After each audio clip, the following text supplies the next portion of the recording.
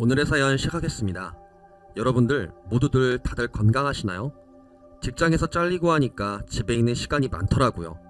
다시 일을 구하고 있고 부업들을 하면서 보내고 있는데 우연히 사연을 올리는 것이 있어서 올리게 되었어요. 저는 직장을 다니다가 자영업을 하는 남편을 만나게 되었어요. 직장에 들어가서 일을 하면서 직장 내 동료와 사귀다가 헤어졌는데 이유는 직장 내 다른 여자랑 사귀었거든요. 남자친구가 그런 짓을 저질러서 한동안 우울증에 시달려서 직장에 일주일 동안 못 다니고 그랬어요. 참 힘든 시간이었어요. 그래도 나름 인생에 대한 생각을 하고 정리를 하고 그랬어요. 어느 날 친구가 우울증 극복하고 직장을 다닌 저한테 와서 이번에 좀 제대로 된 남자를 만나라고 말했어요. 그게 뭐냐며 이젠 남자를 만나고 싶지 않다고 말했어요. 바람피고 그러는 거 더 이상 못 보겠다고 하니까 친구가 일단 시간 비울 테니 자기하고 만나라고 하더라고요. 저는 대체 이 친구가 왜 그러지 하면서 친구가 정한 약속을 기억하고 약속까지 기다렸어요. 약속 당일 절 데리고 어디론가 가는데 좁은 골목길에 들어서더니 한 식당에 들어갔어요. 저는 여기서 만나는 거냐고 하니까 잠시 뒤 한 젊은 사장이 오더라고요. 친구는 보자마자 소개할 분이 저라고 말하더라고요. 사장은 살짝 당황하며 아 그랬군요 라고 말하더라고요. 저한테 음식점 사장을 소개를 한 건데 나름 사장이 열심히 일하고 딱히 바람을 피고 그런 게 없었어요. 사장은 알겠다며 일단 음식을 만든다며 주방에 들어갔는데 음식 만드는 건 밖에서도 보이는데 열심히 하더라고요. 그리고는 음식을 주는데 정말 맛있었어요. 나중에 알고 보니 맛집으로 소문난 곳이었어요. 친구는 여기서 단골로 있었는데 사장이 젊은데 외로워 보여서 저한테 소개를 한 거라고 하더라고요. 게다가 제가 하도 우울증에 시달려서 친구한테 도움을 많이 부탁을 했거든요. 진짜 그 남자친구 놈 때문에 고생을 했는데 저한테 봄날이 올 거라고 생각을 못했어요. 그 뒤로 저도 단골이 되면서 사장하고 계속 만나게 되고 그 사장이 쉬는 날에 데이트를 하고 그랬어요. 이 사장이 훗날 제 남편이 되었어요. 근데 이상한 소문이 있더라고요. 한 골목길 식당에서 일어나는 일인데 한 남자가 운영하는 식당이 있는데 밤마다 여자 몇 명이 들어가서 즐긴다고 하더라고요. 심지어 그 식당은 술을 판매해서 예쁜 여자가 있으면 술을 먹이고 즐길 건 즐긴다는 이야기가 퍼지는 거예요. 직장 동료들 사이에도 조심하라고 하면서 주의를 하고 있었어요. 그 식당이 어딘지는 잘 모르지만 이런 소문이 퍼지면서 남편한테 말했어요. 그랬더니 남편이 웃으면서 헛소문이라고 하더라고요. 물론 제가 걱정이 되는 게 젊은 사장이 주변에도 많지만 남편 식당에서 술을 팔거든요. 게다가 분위기가 좋아서 여자들이 많이 오고 그랬어요. 사실 직장 동료들 사이에서 문제의 식당이 어디냐고 여러 의견이 있었는데 남편 식당이 여러 번 언급이 되었거든요. 남편은 가끔 경쟁 식당들이 경쟁자를 없애려고 그렇게 헛소문을 퍼뜨리는 일이 있다고 그랬어요. 하긴 술집들 사이에서도 그런 일이 있잖아요. 일부러 미성년자를 고용해서 상대 술집에 나이를 속이고 들어가서 경찰한테 걸리게 해서 영업 정지를 때리는 일이 있잖아요. 그런 일이 있다는 걸 알고서는 이해를 했어요. 하긴 요즘같이 경제가 안 좋고 그러는데 그런 일이 많이 일어날 법했어요. 그 소문 때문인지 모르겠는데 그 뒤로 남편은 주변 상권 사람들을 별로 안 좋게 봤어요. 말이 서로 친하게 같이 협동하자 해놓고 뒤에서 칼 꽂는 일을 한다고 그랬어요. 저야 직장을 다니고 있어서 잘 모르는 일이지만 자영업 사이에서는 온갖 일들이 일어나고 서로 견제한다고 하더라고요. 남편은 그 소문 때문에 매출이 줄어든 것 같다며 불평을 하더라고요. 그래도 저하고의 관계는 유지되었고 나중에 부모님한테 인사드리기 위해 부모님을 모시고 식당에 갔고 남편이 음식을 해주면서 제가 소개를 하니까 부모님이 음식 맛이 좋다고 하더라고요. 그리고 남친의 비전과 생각을 듣고는 마음에 든다며 앞으로 친하게 지내자고 하더라고요. 이유는 아버지가 은퇴를 생각해서 어떻게 먹고 살까 하고 고민을 하고 있었거든요. 이왕 노하우를 익힐 겸 해서 그런 거거든요. 그래도 이렇게 친하게 지낼 수 있으니 마음이 놓이더라고요. 그렇게 사귀다가 나중에 결혼을 하게 되었는데 식당 자체가 잘나서 돈이 충분해서 부모님 도움을 받지 않았어요.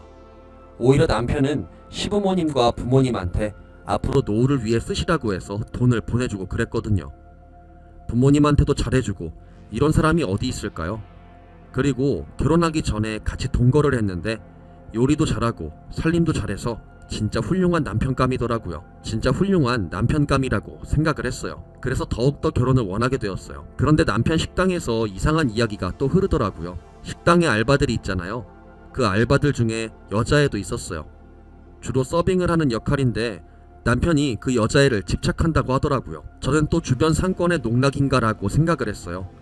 남편도 그런 적이 없다고 부인을 하고 그랬어요. 설마 남편이 그런 일을 저지르지 않을 거라고 생각을 했어요. 그렇게 여러 소동이 있었지만 그래도 결혼하는 거에 큰 지장이 없었어요. 무엇보다 그 알바 이야기도 서서히 사라지니까 그 뒤로 딱히 이상한 소문이 퍼지지 않았어요.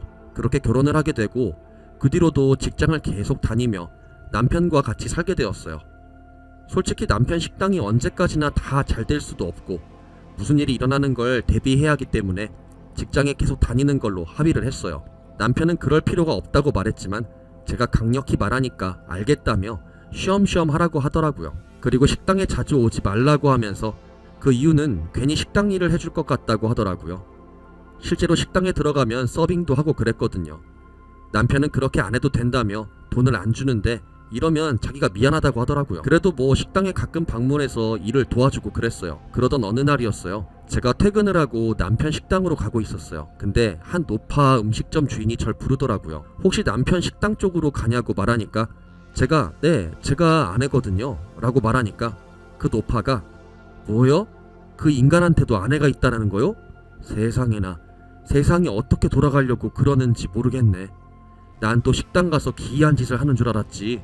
저는 무슨 말이냐며 이야기를 듣는데 자기들의 상권에서 남편이 왔는데 처음에는 깍듯이 대접하고 그랬다고 하더라고요. 잘생겼는데 열심히 일하는 모습이 마음에 들었다고 해요. 물론 시기에서 꼼수 부려서 고생하게 만드는 일이 있었다고 해도 웬만해서는 남편하고 친하게 지냈다고 하더라고요. 어느 날 그 노파가 잠시 아들한테 가게 맡기고 돌아다니다가 이상한 신음소리가 났다고 하더라고요. 뭐지 하면서 다가갔는데 남편의 창고에서 났다고 하더라고요. 자세히는 모르지만 너무 이상하다고 하더라고요. 설마 남편이 그런 일을 저질렀을까 하고 생각을 했는데 저는 믿지 않았어요.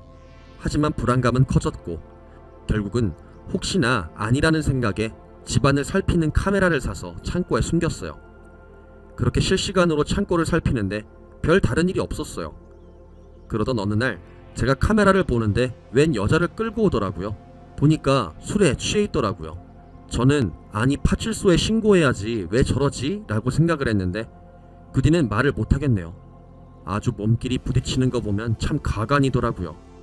그 뒤로도 일주일을 더 있었는데 여자 몇 명을 끌어들여서 자기들끼리 즐기고 어쩐지 유달리 여자들이 많이 오는 게 그것 때문인가 라고 생각을 했어요. 저는 카메라를 회수하면서까지 한동안 우울증에 시달렸어요. 남자친구와도 깨져서 고생을 했는데 이번에도 이러니 진짜 머리가 아프더라고요. 하지만 저는 다시 일어섰고 남편과 시부모님을 모이게 하고는 그 영상을 보여주었어요. 뭐 결과는 시부모님은 남편을 많이 혼을 냈고 식당에 운영할 때 보내주던 돈을 끊겠다고 말을 했어요. 여기에 주변 상권에서도 이 이야기가 퍼지고 식당 물러가라고 데모하고 그랬어요. 직장에서는 남편이 그런 짓을 저지르는 거에 충격을 먹어서 한동안 여직원들이 그 골목길로 가지도 않았어요. 덕분에 타격을 입은 상권은 남편을 어떻게든 몰아내려고 했고 결국은 남편은 식당을 그만두게 되었어요. 물론 저는 이혼을 이미 한 상태였고 그 뒤로 소문을 들었는데 지금은 어디 막노동 현장에서 감독관한테 잘하고 그러다가 감독관 사모님과 바람을 폈다고 하더라고요. 그렇게 잘생긴 것도 아닌데 워낙 말을 잘해서인지 여러 차례 꼬이는 여자들이 있더라고요. 아무튼 그런 걸 볼 때마다 속이 시원했어요. 그리고 제 우울증은 이전보다 더 빠르게 극복을 했어요. 이러면 식당 주인을 추천한 친구가 원망스럽지 않냐고 하니까 친구가 그런 게 있었냐고 못 믿고 그래서 사장하고 짠 게 아니었고 사장하고 즐기는 사이도 아니었다고 생각을 했어요. 실제로도 그랬고요. 아무튼 그래서 이 일 이후로 더욱더 직장에 열심히 일하게 되었어요. 지금은 성과금을 받아서 어떻게 고민을 하는데 코로나 시국에 할 수 있는 게 없네요. 이왕에 술을 비싼 거 사서 마실까라는 생각을 했어요. 진짜 그 식당은 분위기가 좋아서 술 마시기가 좋았는데 남편의 만행으로 사라지니까 좀 씁쓸하더라고요. 그래도 어쩌겠나요. 그동안 쌓인 업보가 그렇게 터진 건데요. 사람은 좋았고 음식 잘 만들고 살림도 잘하고 어디 사고를 안 치는 사람이 그런 짓을 저질렀다는 게 참 믿기지가 않네요. 아무튼 결혼은 항상 신중히 해야 해요. 때론 천사 같아도 속은 아닐 수 있다는 것을 이번 일을 통해서 알 수 있었어요. 아무튼 지금은 일을 구하려고 노력을 하는데 다들 코로나로 많은 사람들이 직장을 잃었더라고요. 언젠가 이 코로나가 사라지기를 바라고 있고 그 전까지 모두들에게 건강히 보내라는 말과 함께 여기서 마칠게요. 오늘의 사연은 여기까지입니다. 여러분들은 오늘의 사연을 듣고 어떤 생각들을 하셨나요? 여러분들의 생각들을 댓글로 자유롭게 공유해주시면 감사하겠습니다. 저는 내일 더 재미있는 썰 이야기로 돌아올 것을 약속드리면서 오늘 영상은 여기서 마무리하도록 하겠습니다. 오늘 영상 안녕하세요. 저는 20대 여자입니다. 저의 고민은 바로 다름 아닌 친오빠 부부 때문입니다. 누가 이상한 건지 한번 들어봐 주세요. 저희 오빠는 제가 20살 때 결혼을 했어요. 친오빠랑 새언니는 차로 1시간 거리에 신혼집을 얻었어요. 그리고 결혼한 지 1년 정도 지나서 연년생으로 아들을 둘이나 낳았어요. 저도 여기저기서 듣기로는 아들 키우는 게 딸보다 힘들다고 하던데 아들을 둘이나 낳았으니 새언니가 엄청 힘들겠다고 생각했어요. 언니는 육아 휴직을 하고 조카들을 돌보다가 이제 조카들이 어린이집에 갈 나이가 됐죠. 그리고 다시 회사에 복직하기로 했는데 조카들을 봐줄 사람이 없는 거였죠. 복직을 앞두고 저희 집에 와서 저녁 식사를 하던 도중에 새언니랑 부모님이 하는 이야기를 지나가듯 들었네요. 저희 엄마는 친정 엄마에게 맡기는 게 어떻겠냐고 하셨고 새언니는 친정 엄마가 몸이 안 좋으셔서 아들 둘이나 돌보는 일이 버거우실 것 같다고 안 될 것 같다고 하더라고요. 베이비시터를 쓰기에는 비용이 너무 크고 고민이 많은 것 같았어요. 그러자 한참을 생각하시던 우리 엄마가 조용히 말씀하셨어요. 회사 복직 적응하는 동안에 우리 집에 애들 맡기라고요. 그 말을 기다리기라도 한 듯 다 죽어가던 새언니 표정이 아주 활짝 피더라고요. 저는 한 명도 아니고 4살, 3살짜리 연년생 남자 형제를 곧 칠순 바라보는 저희 엄마가 무리 없이 케어할 수 있을지 걱정이 되었는데 저희 오빠랑 새언니는 이제 한시름 걱정 덜었다며 싱글벙글이더군요. 그렇게 저희 집에 제 남자 조카들이 오게 되었네요. 아침에 출근하기 전에 아이들 데려다 놓고 저녁에 퇴근하면서 들려서 아이들 데려간다는 조건이었어요. 어차피 첫째는 어린이집에 곧 가게 되니까 저도 엄마가 좀 덜 힘드실 줄 알았어요. 저도 취직한 지 얼마 안 된 사회초년생이어서 아침 일찍 나갔다가 저녁 늦게나 되어서야 돌아왔기 때문에 엄마가 어떻게 애들을 돌보시는지 잘 몰랐습니다. 아빠는 아직도 현역에서 일하고 다니셔서 낮에는 아이들이랑 엄마만 집에 있는 거였어요. 그렇게 한 달간은 새언니, 친오빠가 번갈아 가면서 조카들 픽업을 했어요. 그런데 한 달쯤 지나자 시간 맞춰 꼬박꼬박 애들 데리러 오던 오빠 부부가 하루 걸러 오고 이틀 되고 3일 지나 데리러 오고 애들을 아예 우리 집에 두고 며칠씩 있다가 오더라고요. 어쩐지 애들 데려다 줄 때 가방을 한 보따리 싸오더라고요. 저는 이걸 늦게 알게 됐어요. 야근하고 들어온 날 조카들이 거실에서 자고 있고 아예 애들 유모차랑 미끄럼틀 같은 큼직한 장난감들 그리고 무슨 이민 가방 같은 걸 갖다 놨더군요. 엄마한테 이게 뭐냐고 그러니까 애들 갈아입힐 옷이랑 장난감이랑 뭐 그런 것들이라고 하시는 거예요. 그래서 이걸 왜 갖다 놓은 거냐고 어차피 애들은 집에 데려가서 잘 건데 왜 이 많은 것들을 다 갖다 놓은 거냐고 물었죠. 그러니 요즘 오빠 부부가 너무 바빠서 이틀, 3일에 한 번 온다고 하는 거예요. 저는 그게 말이 되냐고 3살, 4살짜리 남자애들을 엄마가 어떻게 며칠씩 하루 종일 내내 붙들고 키우냐고 당장 오빠 오라고 하는데 엄마는 아무 말도 안 하셨네요. 제가 하루는 쉬는 날이어서 집에 하루 종일 있었는데요. 조카들 계속 보고 있으니 장난이 아니더라고요. 첫째는 밥 먹다가 뛰어가서 미끄럼틀 타고 둘째는 성질이 어찌나 별난지 유튜브 안 틀어주면 밥도 안 먹어요. 그리고 애들이라 자기 힘 제어가 안 되는 거예요. 그래서 저희 엄마가 혼을 내면 막 엄마를 때리고 할퀴고 난리도 아니에요. 근데 엎친 데 덮친 격으로 그날 둘째가 열이 40도까지 올랐어요. 먹은 걸 다 토하고 열도 안 내리고 70 바라보는 저희 엄마 아빠가 애 들쳐업고 새벽에 응급실까지 다녀왔어요. 애가 아파서 계속 자기 엄마 아빠를 찾는데 오빠네 부부는 아무도 전화를 안 받고요. 진짜 저 이날 엄청 열받았거든요. 아이는 무턱대고 맡겨놓고 애가 아프다는데 부모란 인간들은 연락도 안 되고 다음날에 언제 아팠냐는 듯이 열다 내리고 펄펄 뛰어다닐 때 돼서야 새언니가 온 거예요. 그러면서 뭐라는지 아세요? 아니 밤새 일하고 겨우 집에 와서 쓰러져 자는데 왜 전화를 하셨니에요? 기가 막혀서. 아이가 엄청 아팠다고 하니까 지금 이렇게 팔팔하게 뛰어노는데 아프면 얼마나 아팠겠냐며 자기 배 아파 낳은 자식이 아파서 응급실까지 갔다 왔는데 그게 엄마가 할 말인가요?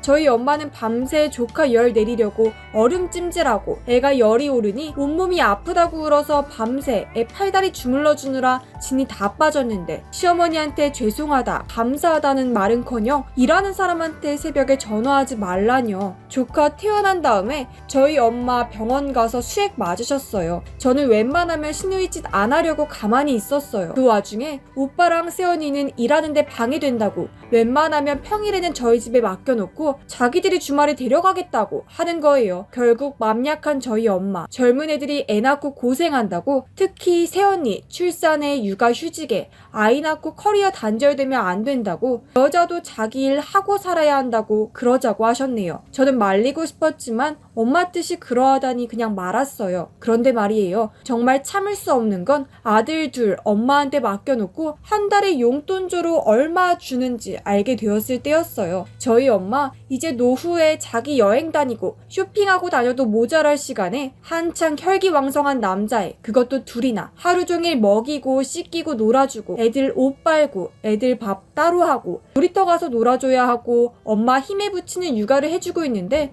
꼴랑 50만 원을 준다는 거예요. 한 달에 50만 원이요. 한 달에 아르바이트 나가서 50시간을 일해도 50만 원은 더 벌겠어요. 하물며 자기 시어머니가 5일 내내 하루 종일 퇴근도 없이 자기 애들을 봐주는데 꼴랑 50만 원이요? 너무 어이없지 않으세요? 그래서 전문 베이비시터 월급 얘기하면서 돈 제대로 받던지 아니면 애들을 데려가서 지가 키우던지 하라고 했어요. 주말에 새언니가 저희 집에 왔을 때 엄마랑 제가 그렇게 말했어요. 못해도 애들 한 명당 100만 원씩 최소 한 달에 200만 원은 주면서 애들 맡기라고 했어요. 그러니 새언니 세상에서 제일 황당한 듯한 표정 지으며 기막혀 하더라고요. 시댁에서 아이들 맡아주셔서 감사해서 없는 형편에 50이나 드린 거고, 그래서 애들 교육비로 많이 저축하고 있었는데 이렇게 나오시면 곤란하다고 하네요. 심지어 자기들은 여기 시댁 동네가 학군이 좋아서 초등학교도 여기서 보내게 할 생각으로 이미 학교 후보까지 다 정해놓았다면서요. 저랑 저희 엄마 황당해서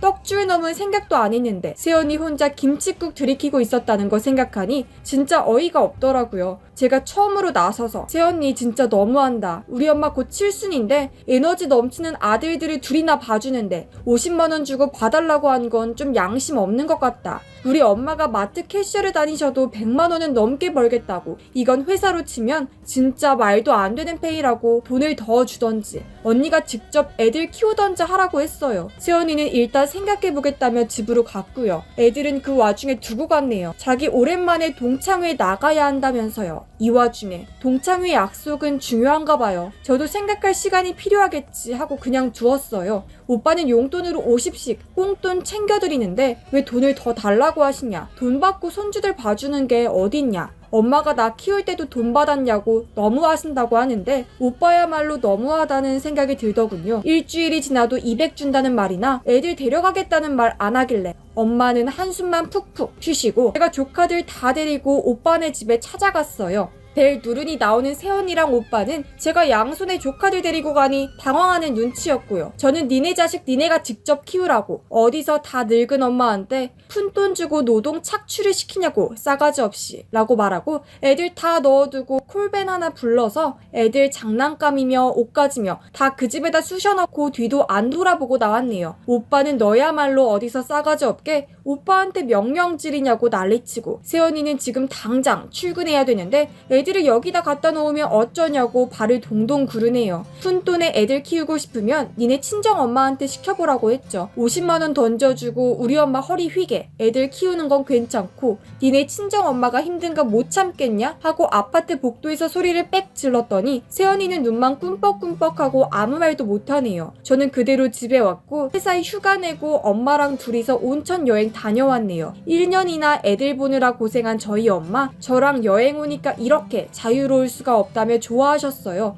그러면서 한편으로는 세연이랑 손주들이 걱정되는 눈치이기도 했는데 마음이 아프더라고요. 저희 엄마는 이렇게 걱정을 하는데 세연이랑 오빠는 지들 회사 일이나 걱정하고 있으니까요. 엄마랑 여행 내내 세연이랑 오빠에게 번갈아 가면서 전화가 오네요. 당장 200이나 되는 돈을 어떻게 다달이 드리냐. 100만 원에 쇼 붙이자. 당장 출근해서 해야 할 일이 많은데 애들을 봐줄 사람이 없다면서 아주 눈물 콧물 빼면서 전화를 걸더라고요. 아무 말도 못하는 저는 우리 엄마 전화기 뺏어서 애들 통으로 맡겨놓고 한 달에 200도 못 넣을 거면 왜 쳐 낳았냐고, 돈 없으면 낳지를 말았어야지 하고 끊었습니다. 저희 엄마 제가 그런 독한 말 하니까 깜짝 놀라시더라고요. 저도 몰랐어요. 그런 말을 내뱉은 적이 처음이었어요. 사람이 악에 바치니 별별 말이 다 나오더군요. 앞으로는 오빠도 세연이도 정신 차려서 자기들 아이는 자기들이 키우기를 바라봅니다. 저희 엄마는 당분간 저랑 계속 이렇게 오순도순 재밌게 지낼 예정이에요.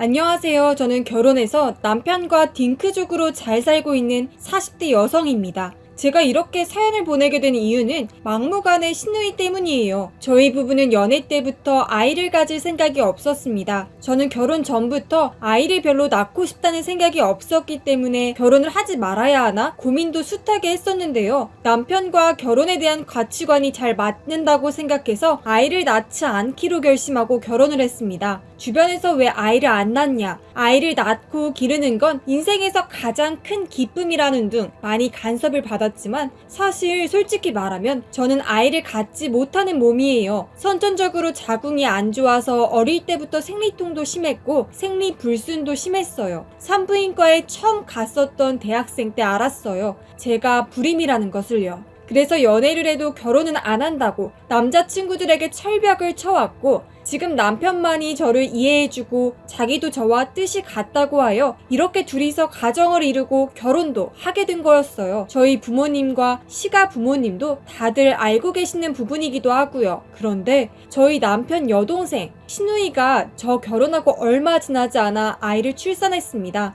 처음에는 남편의 첫 조카니까 많이 예뻐해주고 용돈도 많이 주었어요. 명품 유모차에 카시트에 조카 돌잔치 때에는 순금으로 100만원어치 금반지 금팔찌까지 해주었고요. 갓난 아이 때부터 초등학교 갓 입학한 지금까지도 설날 때마다 세뱃돈도 두둑하게 주었죠. 신우이가 처음엔 안 그랬는데 조카 챙겨주는 거 관해서 좀 얄밉게 말하기 시작하더라고요. 시가 가족들끼리 어디 나들이나 백화점이라도 나가게 되면 굳이 신우이는 저희 부부에게 조카 이것 좀 사달라 저것 좀 사달라 그래요. 비싼 백화점 아동복이나 몇십만 원짜리 장난감 같은 것들을요. 어린이날도 아니고 조카 생일도 아닌 평범한 날이 말이죠. 그래서 저는 아가씨 저희가 부자도 아닌데 어떻게 매번 나올 때마다 조카 선물을 사줘요 하고 장난스레 웃으며 넘어갔어요. 그러면 신우이 부부는 제 말 안 듣는 척 하면서 조카한테 외숙모한테 장난감 사달라고 그래 하고 오히려 조카를 부추기는 거예요. 조카는 어린아이인데 엄마가 나서서 뭐 사달라고 하라고 시키니까 안 사주면 울고 불고 어쩔 수 없이 손에 뭐 들려줘서 울음 달래준 적도 손에 꼽을 수가 없네요. 그래서 저희 남편이 신우이에게 왜 자꾸 애한테 이상한 말을 하냐, 우리가 조카한테 안 챙겨주는 것도 아닌데 어떻게 매번 뭘 사달라고 하냐, 정도껏 해라 하고 꾸짖었어요. 그랬더니 신우이는 웃으면서 어차피 오빠랑 새언니 자식 없으니까 자식한테 들어갈 돈 우리 조카한테 같이 쓰면 좋잖아 하는데 정말 없던 정도 떨어지더라고요. 그래서 남편이 그게 무슨 소리냐 하고 신우이한테 물었더니 신우이가 어차피 언니 오빠 모은 돈 나중에 물려줄 자식도 없으니 자기 애가 다 물려받을 텐데 지금 좀 쓰는 게 어떻냐고 하더군요. 오빠네 돈으로 자기 자식 키우는데 같이 쓰자는데 도대체 무슨 소리인지. 저희가 애 안 낳기로 한 건데 일반적인 부부라면 애 키우면서 썼어야 할 돈 세이브 되는 거 자기 애한테 써달라는 소리였어요. 기가 막혔죠. 어떻게 생각하면 그렇게 자기 중심적이고 이기적인 사고를 할 수가 있는지. 그렇게 그 며칠은 지나갔고 신우이가 갑자기 어디서 뭘 보고 왔는지 자기 애를 조기 유학 보내야겠다고 하는 거예요. 그래서 저희 부부는 그렇구나 하고 말았는데 시댁 식구들 다 모인 자리에서 갑자기 저희 부부를 보더니 이런 말을 했네요. 자기들 형편에 애 유학 보내려면 필리핀 같은 곳밖에 못 보낸다고 하소연을 하더라고요. 그래서 제가 제 주변에도 필리핀 유학 다녀온 애들 많은데 그래도 영어 잘해서 벌이도 괜찮고 잘 산다고 했어요. 그랬더니 신우이가 절 보고 언니네가 조금 도와주면 필리핀 갈 거 미국이나 영국 갈 수 있는데 아무리 그래도 필리핀이랑 미국은 급이 다르잖아요. 언니네가 조금만 도와줘서 우리의 수준 높여서 유학 보내면 안 돼요? 하고 호호 웃으며 말하는데 어찌나 얄밉던지요. 어이도 없었고요. 저는 아무 말도 안 했고 남편은 말이 되는 소리를 하라고 미국, 영국 물가가 얼마나 비싼데 형편이 안 되면 그에 맞춰 키울 생각을 해야지 남의 돈으로 욕심부터 내냐고 타박했어요. 그렇지만 그날부터 신우이는 저희를 악착같이 물고 늘어졌네요. 시어머니 통해서도 은근히 압박하고요. 시어머니가 저 불러다가 너희 어차피 둘이 돈 벌어서 많이 쓰지도 않고 애 낳을 계획도 없는데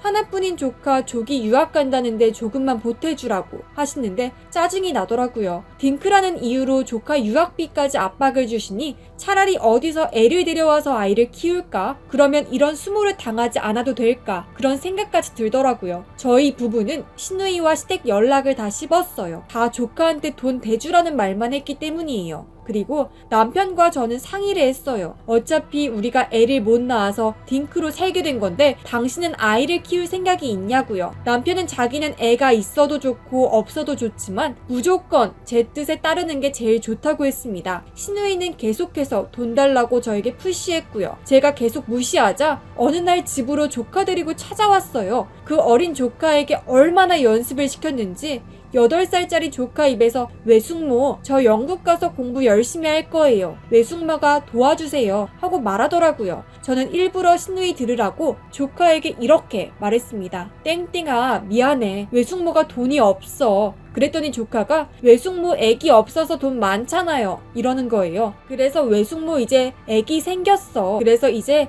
땡땡이 용돈도 예전만큼 못 줘. 외숙모 애기랑 땡땡이랑 잘 지낼 거지? 했더니 갑자기 신우이가 그게 뭔 소리예요? 언니 임신했어요? 하고 차갑게 묻더라고요. 저는 웃으며 아니요 아이 입양했어요 하고 말했죠. 신우이는 경악했어요. 아니 다 늙어서 뭔 입양이에요. 우리 땡땡이나 같이 잘 키우지 이러는데 제정신 아니다 싶었네요. 저희도 땡땡이 같은 귀여운 아이 키울까 했었는데 어린아이 키울 자신이 없어서 20살짜리 아이 입양했어요. 신우이가 입이 쩍 벌어지더라고요. 저희 부부더러 미쳤냐고. 입양도 어이없지만 어떻게 다 큰 애를 입양하냐고, 언니 미쳤냐고 하네요. 저는 다 각설하고 앞으로 조카에게 비싼 선물 같은 것도 해줄 여력이 안 되니까 유학비는 더 이상 저희에게 얘기하지 말아달라고 했어요. 저희 애도 20살이고 이번에 스카이 대학 입학하거든요. 그래서 대학 등록금 때문에 저희도 여유가 없을 거라고 말했더니 아주 난리가 났네요. 아무리 그래도 머리 검은 짐승은 거두는 게 아니란 둥. 어떻게 피 한 방울 안 섞인 애한테 등록금부터 돈을 쳐바르냐. 차라리 그 돈으로 피라도 섞인 자기의 양육비로 주지. 돈 아깝게 지금 그게 뭐하는 짓이냐 등등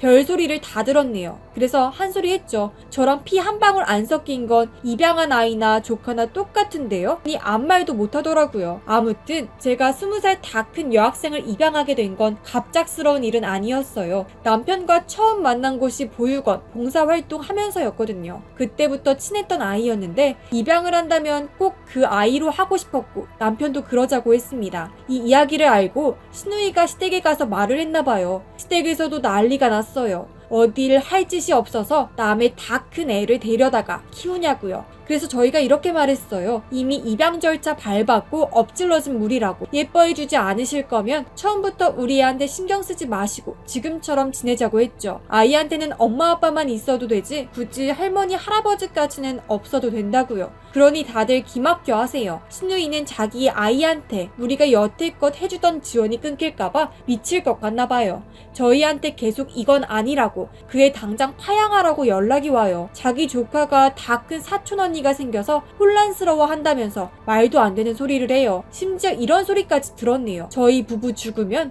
보험금은 누구한테 상속이 되는 거냐고요. 진짜 저희 부부를 돈으로 본 거라는 생각밖에는 안 들더군요. 자기들은 다 계획이 있었나 봐요. 저희 부부가 다 죽으면 그 돈은 당연히 자기 자식한테 상속해 줄 줄 알았던 거죠. 그래서 자기들이 열심히 안 모아놔도 조카 노후 보장은 된다고 그렇게 노래를 부르고 다녔나 보네요. 좀 소름 끼칠 정도예요. 그런데 지금 강력한 상속 1순위 후보가 갑자기 나타났으니 계획에 차질이 생긴 거겠죠. 당장 저희 돈 받아서 조카 유럽 유학시키려고 했는데 그마저도 저희 입양한 아이 대학 비용 때문에 무산됐으니까요. 아무튼 저희가 입양한 딸은 꽤나 똑똑해서 인서울 명문대 합격했고 이제 입학을 기다리고 있어요. 저희 딸이 대학 들어가면 학점 잘 받아서 꼭 학교에서 보내주는 교환학생 갈 거라고 하는데 그게 너무 예뻐서 교환학생 떨어지면 우리 부부가 미국이나 영국으로 유학 보내주겠다고 너 20살 때까지 거저 키웠으니 그 정도 비용은 대줄 수 있다고 했네요. 신우이 그 얘기 듣고 앞에서 말은 못하고 표정 썩는 걸 보니 그동안 묵은 채증이 다 내려가는 기분이었어요. 덕분에 아이가 주는 기쁨은 톡톡히 알게 될 것 같아요. 앞으로 저희 착한 딸 바라보며 열심히 살려고요. 감사합니다.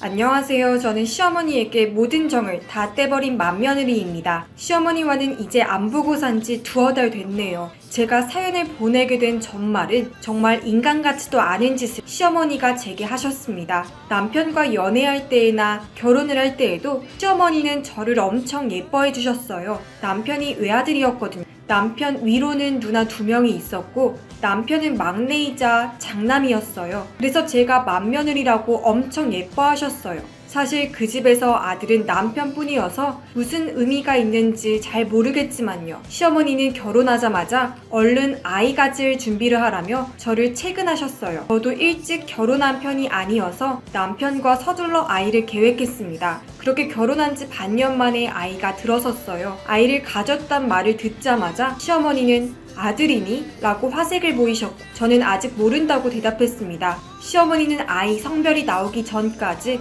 아들이 분명할 거라고 여기저기 말하고 다니셨고, 이미 제가 아들을 임신했다고 혼자 믿고 계신 듯 했어요. 저는 저러다 아들이 아니면 어머니가 얼마나 실망을 하실까 좀 걱정이 됐어요. 그리고 솔직히 저는 딸이 갖고 싶었거든요. 시어머니가 그렇게 하시는 게 너무너무 부담이 됐었습니다. 남편에게 하소연을 했지만 남편은 시어머니가 옛날 분이어서 남아 선호 사상이 좀 있으셔서 그런다. 설마 그래도 친손주인데 딸이라고 실망하시겠느냐고 우스갯소리로 넘어갔습니다. 임신 15주차가 지나가고 산부인과에서 검사를 받고 초음파 사진을 받아왔어요. 의사 선생님이 말씀해 주시지는 않았지만 사진만 봐도 알 것 같았어요. 아이의 성별이 아들은 아닌 것 같더라고요. 보통 초음파 사진을 보면 아들은 그 부분이 튀어나온 게 확연히 구분이 되거든요. 저는 아이 기형아 검사를 하고 남편과 시댁에 아이가 건강하다는 소식을 알리러 갔습니다. 시누이들과 시아버지는 뱃속에 아이가 건강하다는 말을 듣고 잘 됐다며 축하해 주셨고, 시어머니는 아무런 말씀이 없으셨습니다. 식탁에 앉아 제가 드린 초음파 사진만 말없이 바라보고 계셨어요. 제가 딸이라고는 말씀 안 드렸거든요. 아직 확실하진 않은 것 같아서요. 그래도 분위기 나쁘지 않게 저녁 식사하고 집으로 돌아왔어요. 그날 저녁 시어머니에게서 전화 한 통이 왔습니다. 아까 못 물어본 게 있는데 혹시 성별이 딸이니? 라고 물으시더라고요. 제 아이 성별이 밤 12시에 전화해서 물어볼 만큼 걱정이 되신 건지 저는 조금 당황했습니다. 그래도 제가 뭐 죄진 것도 아니니 네 어머니 아무래도 딸인 것 같아요 하고 말씀드렸죠. 시어머니는 제 대답을 듣고 그러니 하고 아주 힘없이 전화를 끊으셨어요. 그렇게 며칠이 지난 후 시어머니께서는 임신한 저에게 잘 챙겨 먹으라고 비타민을 2통 사서 보내주셨습니다. 저는 시어머니께 결혼 이후로 뭘 받아본 적이 없어서 너무 감사했습니다. 사실 그간 제가 딸을 임신해서 시어머니를 실망시킨 것 같기도 하고, 시어머니께서 연락도 없으셔서 이제 시어머니께 예쁨 받는 건 다 끝났나 보다 하고 있었거든요. 그런데 먼저 저 먹일 비타민까지 챙겨주시니 그래도 자기 친손주 품고 있는 며느리라서 챙겨주시나 하고 감사한 마음이 들었습니다. 그래서 그날 이후로 점심 먹고 매일매일 시어머니가 주신 비타민 알약을 한 알씩 챙겨 먹었죠. 외국 비타민이라서 모든 글자가 다 영어로 써 있었어요. 그냥 흔히 보이는 비타민 패키지여서 저는 제대로 읽지도 않고 식사 후에 한 알씩 먹었어요. 보통 멀티비타민은 그렇게 먹는 거니까요. 그런데 그 약을 먹고 나서부터 몸이 이상한 걸 느꼈어요. 한 2주 정도 됐을까? 속이 메스껍고 두통이 심해지는 거예요. 처음 일주일은 바보같이 참았고 2주째에 들어서도 속 쓰린 게 도무지 나아지지를 않았어요. 그래서 제가 비타민을 너무 과다 복용하고 있나? 혹시나 임산부가 먹으면 안 되는 비타민일까 싶어서 동네 약국에 시어머니가 주신 비타민 약통을 들고 찾아갔어요.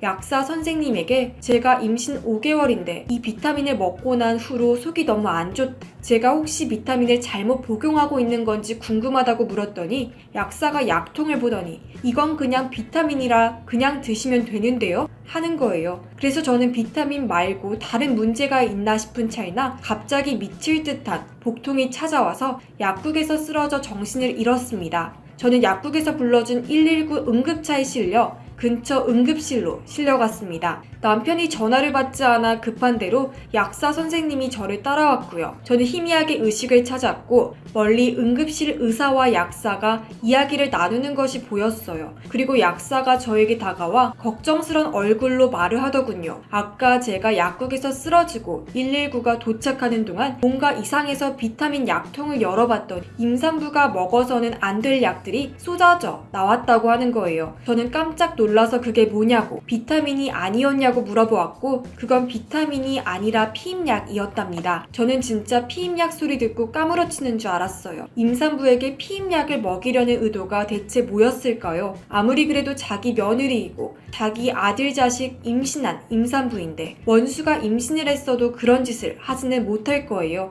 일단 약사가 자기가 알고 있는 내용을 의사한테 다 말해놨으니 검사를 바로 받아보라고 하고는 돌아갔습니다. 늦게나마 남편이 도착해서 대체 갑자기 왜 쓰러진 거냐 물었고, 저는 남편이 순간 너무 미워서 주먹으로 남편 가슴을 퍽퍽 때렸어요. 울면서요. 남편이 왜 그러냐 했고, 저는 니네 엄마가 나랑 니 새끼 둘 다 죽이려고 작정했다고 하면서 엉엉 울었네요. 남편은 그게 도대체 무슨 소리냐고, 우리 엄마가 여기서 왜 나오냐고 이해할 수 없는 표정을 지었고, 저는 남편에게 약통을 집어 던졌어요. 이거 보라고. 이게 니네 엄마가 임신한 며느리한테 매일매일 챙겨 먹으라고 보낸 거라고. 남편이 약통을 집어들고 이게 뭔데? 하고 묻는데 마침 제 담당 의사가 와서 힘약이라고 말을 해주더군요. 남편은 그 이야기를 듣고 경악을 금치 못하더군요. 정말 다행히도 아기 개월수가 좀 되어서 제 아이는 문제가 없었고, 힘약 때문에 호르몬 불균형으로 제가 속이 안 좋았던 거라고 했습니다. 저는 안정을 취하려 이틀간 일반 병실에 입원을 했고, 친정 엄마랑 남편이 제 병간호를 하고 있었습니다. 일부러 시댁엔 연락을 안 했는데 저희 엄마 통해서 제가 입원한 얘기를 시댁에서 들었나 봐요. 시댁 식구들이 병문안으로 왔습니다. 시어머니는 참 뻔뻔하게도 엄청 걱정하는 표정으로 어떻게 된 거냐고 저를 보며 물었고, 저는 싸늘한 목소리로 아이가 멀쩡해서 어떡하죠 어머님? 이라고 말했습니다. 주변에선 시어머니에게 그게 무슨 말버릇이냐고 저를 나무랐지만 저는 분노를 참을 수가 없었습니다. 아이가 멀쩡하대요 어머님 하니까 시어머니가 내심 실망한 표정을 짓는 걸 순간적으로 보고 말았습니다. 그러더니 시어머니는 아이고 다행이다 하면서 제 손을 잡는데 소름이 끼쳐서 시어머니 손을 뿌리치고 온갖 물건 손에 집히는 대로 시어머니를 향해 집어 던졌습니다. 남편과 엄마가 저를 겨우 말렸고 시어머니는 저를 째려보시더군요. 엄마가 저더러 대체 왜 이러냐고, 시누이들은 정신 나갔냐고 그랬네요. 저는 정신 나간 건 저 여자겠죠 하고 시어머니를 가리켰어요. 엄마가 대체 무슨 말이냐고 물었고, 시어머니가 제게 피임약을 비타민으로 속여 먹였다고, 제가 딸을 임신해서 그게 싫어서 애를 잘못되게 만들려고 일부러 그런 거라고, 그게 인간이 할 짓이냐고 소리를 빽 질러댔네요. 무슨 정신으로 그랬는지. 아무튼 시누이들도 자기 엄마 짓에 입을 쩍 벌리고, 시어머니는 뭐가 그리 당당한지 당연히 아들을 먼저 낳아야지, 우리 아들이 어떤 아들인데 딸을 첫째로 낳으려고 들어 하는데, 제가 알던 시어머니 모습이 아니어서 너무 소름이 끼치더라고요. 저희 엄마는 제가 난리치는 거 뜯어 말리다가 시어머니 말 듣자마자 시어머니 뺨을 후려치셨습니다. 시어머니는 갑자기 뺨 맞고 광분해서 자기가 좀 더 일찍 애를 떼게 했어야 했는데 어디서 감히 딸을 첫째로 가지냐고, 네가 그러고도 맏며느리냐고, 손녀딸은 필요도 없다고 소리를 고래고래 지르다가 결국 저희 남편이랑 시누이한테 끌려나갔습니다. 그런데 대박은 뭔지 아시나요? 제 뱃속의 아이가 딸이 아니라 아들이었던 거예요. 초음파 사진으로 탯줄 때문에 아이의 성기가 가려져 있어서 딸인 줄 짐작했는데 알고 보니 아들이었다고 산부인과 의사가 와서 살짝 일러주고 갔습니다. 그리고 무사히 아들 순산했고요. 그런데 저는 시어머니는 절대 면회를 못 오게 했어요. 사실 그날 이후로 본 적 없거든요. 제 아이 죽이려고 한 여자, 저는 죽을 때까지 보고 싶지 않다고 했어요. 자기가 한 짓을 다 알게 되었으니 저는 제 앞에 나타나면 고소 때리고 남편과도 갈라서겠다고 했어요. 그러니 시어머니는 자기한테 제일 소중한 아들이 이혼남 되는 건 무서웠는지 제 앞에 나타나지 않았어요. 그런데 제가 아들을 낳았으니 얼마나 보고 싶겠어요. 그토록 원하던 손자인데. 그런데 저 절대 시어머니한테 제 아들 보여주지 않을 겁니다. 시어머니 죽을 때까지요. 시어머니 장례식에도 제 아들은 절대 보내지 않으려 해요. 정말 아이가 위험할 뻔했지만 이렇게나마 복수를 하게 되어서 저는 속이 후련합니다. 제 얘기 정말 기가 막히시죠? 아무튼 세상에 아들에 미친 시어머니가 많다는 거 다시 한번 느끼게 되었네요. 지금까지 이야기를 들어주셔서 감사합니다.